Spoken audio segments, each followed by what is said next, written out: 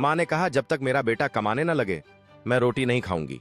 एक छोटी सी बस्ती थी जहां एक माँ रहती थी। नाम था शांता देवी। उसका बेटा राजू केवल 12 साल का था जब उसके पिता का देहांत हो गया। घर का एकमात्र सहारा चला गया। लेकिन माँ ने कभी हार नहीं मानी। लोग कहते थे शांता पागल हो गई है, भूख से मर जाएगी, पर उस माँ के विश्वास को तोड़ने वाला कोई पैदा नहीं हुआ था। शांता देवी हर दिन लोगों के घरों में बर्तन मांजती, झाड़ू पोंछा करती, कपड़े धोकर पैसे कमाती थी। लेकिन हर रात जब रोटी बनती वो एक ही बात कहती, जब तक मेरा बेटा खुद कमाकर मेरे हाथों में पैसे नहीं रखेगा तब तक मैं रोटी नहीं खाऊंगी। राजू छोटा था लेकिन माँ के दर्द को समझता था। वो स्कूल जाता, पढ़ाई करता, जब भी माँ थक जाती तो उसके पांव दबाता।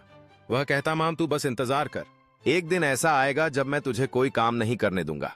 दिन बीतते गए, राजू बड़ा होता गया। जब उसने 10वीं पास की तो ट्यूशन पढ़ाने लगा, थोड़ा बहुत पैसा कमाने लगा। एक दिन मां थक कर बैठ गई, 2 दिन से कुछ नहीं खाया था। जब राजू ने यह देखा तो उसकी आंखों से आंसू बह निकले। वो भागा और एक छोटी सी नौकरी ढूंढी। एक बेकरी में हेल्पर का काम मिल गया। सुबह जल्दी उठकर स्कूल से पहले काम करता, फिर शाम को ट्यूशन पढ़ाता, रात को घर आता और मां के हाथ में पहला नोट रखता है और बोला, मां ये मेरी पहली कमाई है, अब तू रोटी खाएगी वरना मैं भी नहीं खाऊंगा। मां ने उस नोट को देखा, रोटी का टुकड़ा उठाया लेकिन हाथ कांप रहे थे। पहला निवाला मुंह में डाला और बोली, आज मैं जीत गई राजू, आज मेरी तपस्या सफल हुई। उस दिन के बाद मां ने कभी किसी के घर का काम नहीं किया। राजू ने पढ़ाई पूरी की, नौकरी मिली, मां के लिए नया घर लिया और हर रोज डिनर पर एक ही बात कहता, मां तू मेरे लिए सिर्फ मां नहीं, तू मेरी जिंदगी है। आखिर में मां के आंसू टपक जाते, लेकिन वो आंसू अब दर्द के नहीं, फख्र के होते।